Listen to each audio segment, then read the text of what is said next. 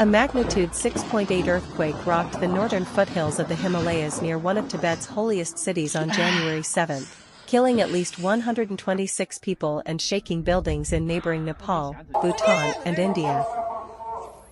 Emergency personnel searching for survivors, digging through rubble and debris of heavily damaged houses in what was given as Shigat City, the region's second-largest city, and found many victims. Members of the Tibetan Parliament in exile blamed China for its reckless exploitation of natural resources, which may have worsened the earthquake's impact.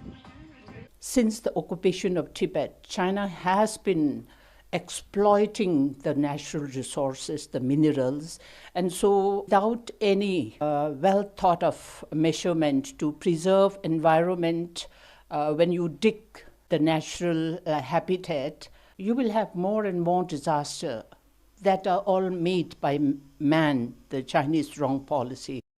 Regarding this disaster, the earthquake also rattled Nepal, which is adjacent to Tibet, causing many residents to flee from their homes.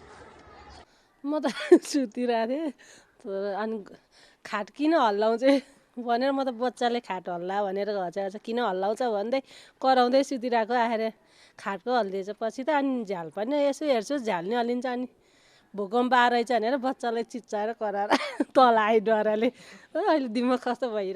magnitude 6.8 quake's epicenter was about 50 miles north of Mount Everest. Rescue teams from many countries are now working hard on rescue operations. Worldwide News reports. A devastating wildfire broke out Tuesday in the Pacific Palisades, a luxurious area between Santa Monica and Malibu, forcing 30,000 people to evacuate as towering plumes of smoke blanketed the Los Angeles sky. The fire spread quickly, consuming more than 510 hectares of land, as officials had previously warned of extreme fire conditions due to powerful winds and dry weather. Yeah, this fire came out from, looked like the ridge on top of Palisades Drive and like Lockman Lane, etc. And the wind was howling at 38, 40 miles an hour, major gusts, and it's just blowing right down to the beach. With just one major road leading out of the canyon and only one coastal highway to safety, traffic became a nightmare, leaving many trapped. Emergency vehicles were forced to clear vehicles from the roads, bulldozing them to make room for fire trucks, while helicopters scooped water from the ocean to try and douse the raging fire. The fire intensified overnight, fueled by strong Santa Ana winds that gusted up to 130 km per hour. These powerful winds combined with low humidity and dry vegetation made the situation extremely volatile. This is about as bad as it gets in terms of fire weather, said the Los Angeles National Weather Service. Governor Gavin Newsom confirmed that fire resources were already being moved from Northern California to assist with the growing danger in Southern California. While many residents were lucky to evacuate safely, the fire continues to pose a threat to thousands of homes. Worldwide News Report.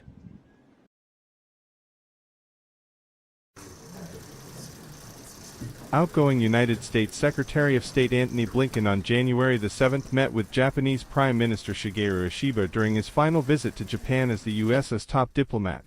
Just after the meeting, Blinken praised the U.S.-Japan security pact.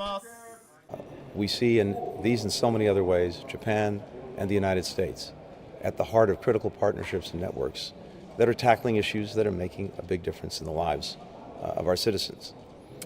And of course, we've also seen together that increasingly security around the world is indivisible. While Blinken praised the relationship between the U.S. and Japan, North Korea launched new hypersonic missiles.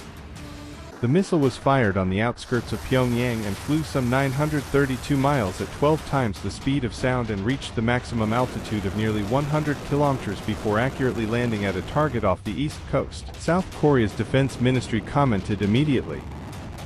작년 4월에도 신형 고체 추진 극초음속 미사일을 성능 시험을 한 바 있는데 이에 대한 연장선상의 미사일이라고 보고 있습니다. South Korea's acting president Choi Sang-mok said the launch poses a serious threat to security on the Korean peninsula and worldwide.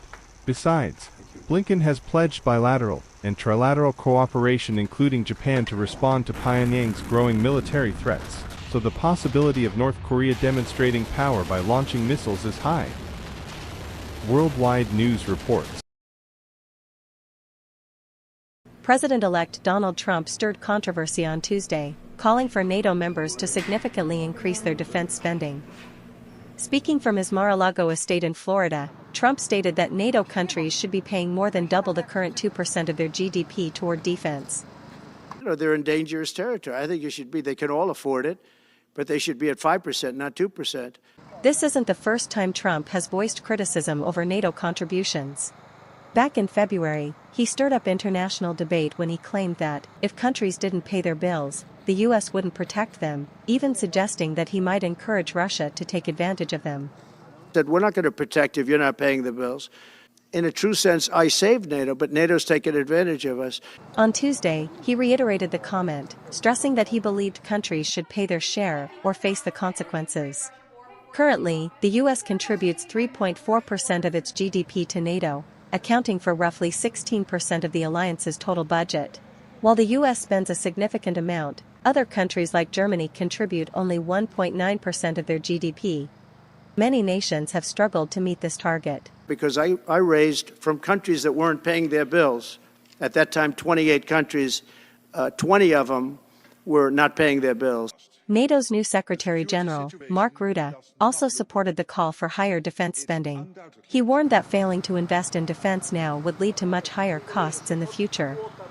By 2023, NATO allies agreed to invest at least 2%. I can tell you, we are going to need a lot more than 2%. Worldwide News Report.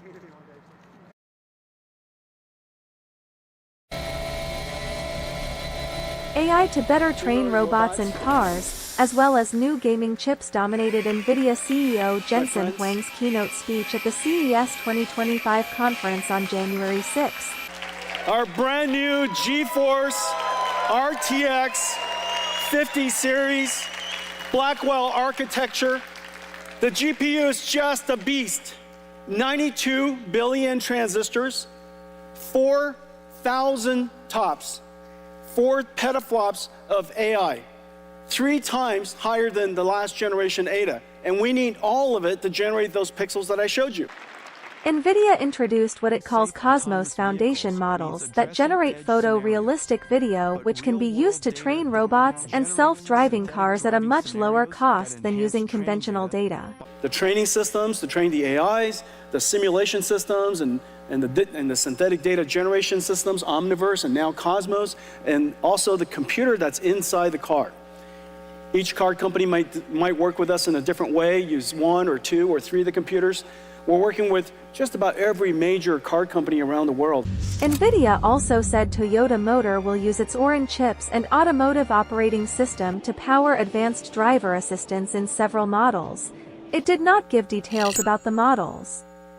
Huang expects automotive hardware and software revenue of $5 billion in fiscal 2026, up from an expected $4 billion this year. Worldwide News reports.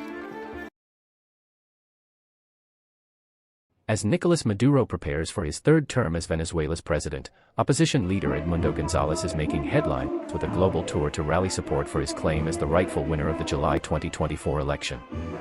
Despite widespread criticism and doubts over the fairness of the election, which saw Maduro declared victorious, Gonzalez, who is widely believed to have won, has remained in exile since September 2024, following a warrant for his arrest.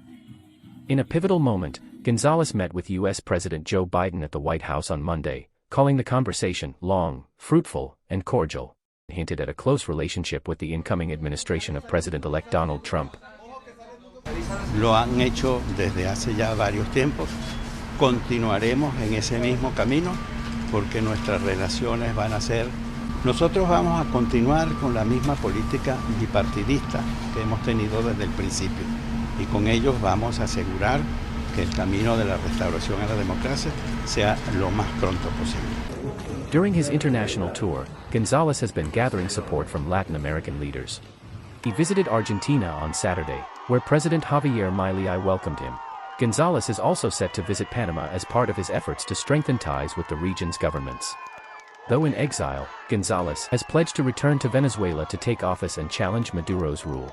However, his return to Venezuela remains uncertain. Worldwide News Report.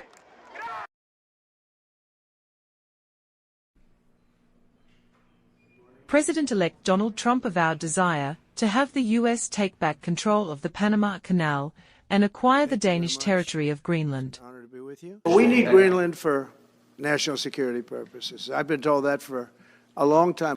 You have approximately 45,000 people there. People really don't even know if Denmark has any legal right to it. But if they do, they should give it up because we need it for national security. That's for the free world. I'm talking about protecting the free world.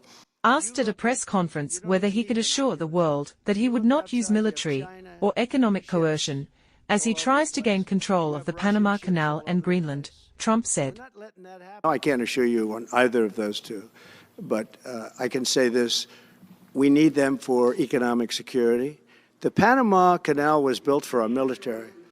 Trump suggested he would impose tariffs on Denmark if it resists his offer to purchase Greenland, but the Danish Prime Minister said only people of Greenland can determine the island's future. Jeg vil selvfølgelig gerne knytte nogle ord til den diskussion, der pågår lige nu omkring Grønland, og gøre det meget klart, at set med den danske regerings briller, så er Grønland grønlændernes. Det er et meget, meget stolt folkefærd. Det er et sprog, det er en kultur, det er en befolkning, som er sin egen, og som formand for Naalakkersuisut, Musi Edmundo, har sagt, så er Grønland ikke til salg. Regarding the Panamanian authorities did not immediately comment. Panamanian President José Raúl Mulino has previously rejected the notion of turning the canal back to the U.S., which had owned it before handing over control to Panama in 1999. Worldwide News reports.